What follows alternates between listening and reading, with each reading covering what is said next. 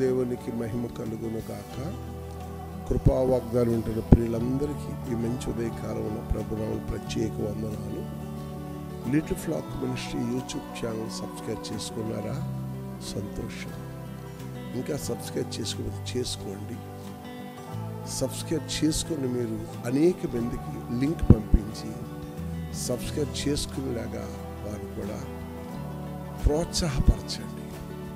ఈ పరిచర్యను మీరు ఎంతో ప్రోత్సాహకరంగా మీరు ప్రతిరోజు ఇన్వాల్వ్ అవుతున్నారు. దాన్ని బట్టి మీకు మేము ప్రత్యేక కృతజ్ఞతలు. ప్రతి నెల మొదటి బుధవారం కృపావాగ్దానం, ప్రతి నెల మొదటి బుధవారం మంచి సమయం ప్రార్థన, ప్రతి ఆదివారం ప్రత్యేక వర్తమానాలు, ప్రతిరోజు ఉదయమే కృపావాగ్దానం, ఇంకా మరెన్నో జరుగుతూ ఉన్నాయి. ఆల్ నైట్ ప్రేయర్స్, ఇవన్నిటితో మీరు ఏకీవిస్తున్నందుకు మిమ్మల్ని అభినందిస్తూ నెహెమ్యా ప్రవచన గ్రంథం 8వ అధ్యాయం 10వ వచనంలో ప్రభు ఇలాగంటున్నాడు, మరియు అతడు వారితో ఇట్లనెను, పదండి పదండి పదండి ముందుకు పోదాం అన్నట్లుగా కొవ్విన మాంసమును భక్షించి మధురమైన దాన్ని పానము చేయడి. ఇది వరకు తమ కొరకు ఏది సిద్ధపరచుకున్న వారిని పంతులుగా పిలవండి పిలవండి పిలవండి. ఎలయనగా ఈ దినము మన ప్రభువుకు ప్రతిష్ఠితమైన దినం. మీరు దుఃఖపడకండి, యెహోవా యందు ఆనందించడం వలన మీరు ఫలము నొందెదరు. Praise the lord. మనం అప్పుడప్పుడు జానపద గేయాలు వింటాం, పదండి పోదాం పదండి పోదాం పదండి పోదాం. ఎక్కడికి పోతాం? ఆటలాట్లాగా పాటలు పాడలాగా. పదండి పోదాం అంటే ఎక్కడికో తెలుసా? ప్రభు సన్నిధికి వెళ్ళాలి. ఆ ప్రభు సన్నిధిలో ఏముందో తెలుసా? బలహీనులను, బంధకాల్లో ఉన్నవారు, ఆకలి దప్పికలతో అవమానంతో ఉన్న వారికి ఆహారం పెట్టాలి. పరిశుద్ధ గ్రంథంలో చెప్తుంది, తల్లి లేని బిడ్డలను, తండ్రి లేని బిడ్డలను వారి ఇబ్బందుల్లో పరామర్శించండి. వారికి వస్త్రం లేదు, వస్త్రం ఇవ్వండి. వారికి ఆహారం పెట్టండి. ఈరోజు మనం తిని మనం ఉండటం, ఏదో ఒక రోజు అడావిడి చేయటం కాదు. ఎప్పుడూ అవకాశం ఉన్నందుకు మట్టికి నువ్వు ఆ పని చేస్తే వారు బలమునందుతారు అని వాక్యం చెప్తుంది. ఎంత మంచి మాట చూద్దామా? ఎలయనగా ఈ దినము మనం ప్రభువులకు ప్రతిష్ఠితమాయను, మీరు దుఃఖపడకండి. కొన్నిసార్లు ఏడుస్తూ ఉంటాం, ఎందుకు ఈ దినాలు ఎలా జరిగిపోతున్నాయి, ఎంతకాలం చూసి ఇదే పరిస్థితి? లేదు, నడండి ప్రభు సన్నిధికి.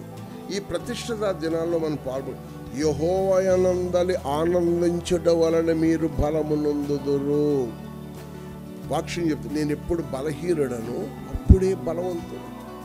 బలహీనతగా ఉన్నారా? అనారోగ్య పరిస్థితులు, ఆవేదనలో ఉన్నారా? హాస్పిటల్ బెడ్ మీద ఉన్నారా? మీ ఇంటిలో ఎవరున్నారు? లేకపోతే ఎవరు తల్లి? నువ్వే వాక్యం వింటూ బలహీనురాలై ఉన్నావా? బలహీనులను బలపరచుటకు యెహోవా హస్తం కొరస కాలేదు, విననేరకుండా ఆయన చెవులు బంధం కాలేదు. రండి ప్రభు సన్నిధిలో ఆనందించండి, ఆయనతో నడవండి, పిరికితనాన్ని దూరపరచండి. యెహోవా యందు ఆనందిస్తూ మీరు బలమునందాలి. నానాటికి మీరు బలమునందు బలాభివృద్ధి నొందుతూ క్షేమాభివృద్ధి నొందాలంటే దేవుని సన్నిధికి రావాలి, దేవుని సన్నిధిలో ఆనందించాలి. ఇది ప్రతిష్ఠిత దినాల్లో ప్రభుతో గడపండి. ప్రభు మీ పక్షముగా మీ కన్నీళ్లను చూసి నీ రోగాలను మాయము చేస్తాడు, మీ వ్యాధులను దూరపరుస్తాడు. పిల్లరా, నిన్ను స్వస్థపరిచి యెహోవాను నేనే మాట ప్రతిష్ఠతాపూర్వకంగా మీరు నమ్మితే ప్రభు మీ జీవితంలో గొప్ప కార్యాలు చేస్తాడు. నమ్మితే దేవుని మహిమను చూస్తావు. అక్క, ఆ గాయాన్ని ఎదుర్కొన్న బట్టి కృంగుతున్నావా? గాయపడ్డ దేవుని వైపు చూడు, నీ గాయాలను ఆయన కడతాడు. గాయపడ్డ శిలువలో ఎలాడుతున్న యేసు వైపు చూడు, నువ్వు బలమునందుకుంటావు. ఈ ప్రతిష్ఠిత దినాల్లో ప్రభుతో నువ్వు గడుపుతుంటే ప్రభువే నీకు ప్రతిష్టాత్మకంగా మారి ఆయన పొందిన గాయముల ద్వారా నీకు స్వస్థతనిస్తాడు. ఎందుకో తెలుసు? ఆయన మందిరంలో మహిమ, ఆయన మందిరంలో ప్రసన్నత, ఆయన మందిరంలో వాక్కులు బయలు వెళ్ళి నిన్ను స్వస్థపరుస్తాయి. నీ కుటుంబానికి మరింత నెమ్మది, సమాధానం, ఆదరణ కావాలి అంటే పదండి ముందుకు పోదాం, పదండి ముందుకు పోదాం. ఎక్కడికనగా దేవుని మందిరానికి వెళ్ళి, దేవుని మందిరంలో నిత్య సంతోషం. ఆయన కుడి చేతిలో దీర్ఘాయువులు ఉన్నవి, ఆమె ఎడం చేతిలో ధనఘనతలు ఉన్నాయి. నిన్ను నీ కుటుంబాలు ఆశీర్వదించిన ప్రభు. పునరా యెహోవా యందు ఆనందించడం వల్ల మీరు బలవంతులుగా మార్పు చెంది మహనీయుని సన్నిధిలో అడుగులో అడుగేసుకుని నడవండి. మీకును మీ కుటుంబాలకు మరింత నెమ్మది, సమాధానం, ఆదరణ కృప అనుగ్రహించునుగాక. ఆమేన్.